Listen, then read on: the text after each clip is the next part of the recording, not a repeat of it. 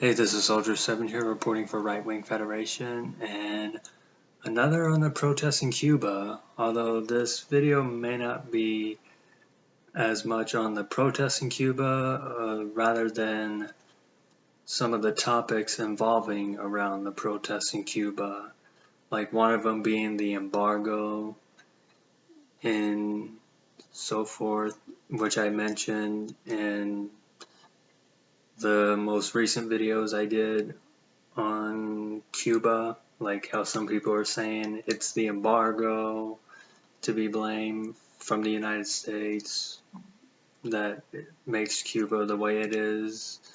And I also remember to have mentioned that that regardless of all that, there are at least 40 other countries Cuba could look to do business with. So yeah. So if they're not able to get it from the United States, there are like 40 other countries that they can look to and so forth. So yeah, there's that.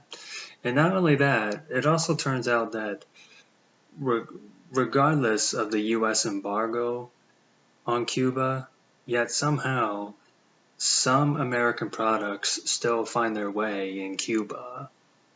Like they still find their way in markets on Cuba. How, I don't know whether if that's through smuggling or black market, or the Cuban government buys it from a country they do business with, but that country also happens to do business with the United States, so they buy those and then bring them back to Cuba and put them in some of their markets to sell. Who knows? I'm not so sure. Although and this was something I did come across, a few years ago. It's probably something I should have mentioned in the other videos, but didn't. So you have that, and so yeah, the embargo is not stopping American products for finding their way into Cuba. So I mean, you got that going. And another thing is about the cars in Cuba. Now here's the thing.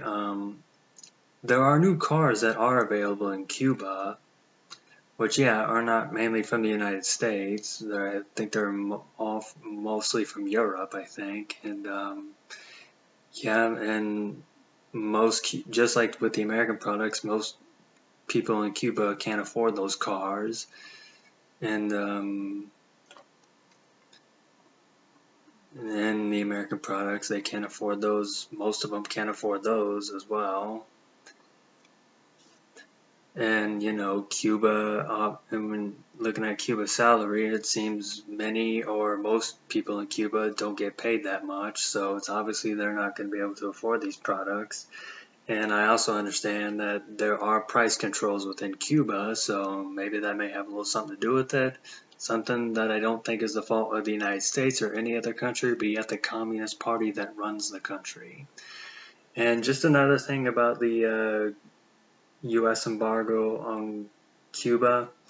It didn't start when the first embargo actually didn't start when the communists took over. It actually started in 1958. It was an arms embargo before the communist takeover in Cuba.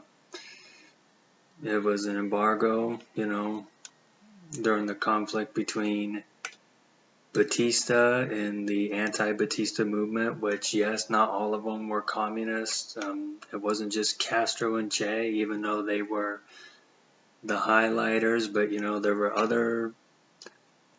other factions that were against Batista, fighting against Batista, and they weren't communists either. So I don't know if that's taught in Cuba or so forth, but it wouldn't surprise me if it wasn't. You can look up an American who fought in one of these groups called Comandante Yankee or William Alexander Morgan. So yeah, you can look that up. I may talk about that in another video, but yeah, that's just all I'm going to say for today. Maybe do another later. This is Soldier 7. Thanks for listening.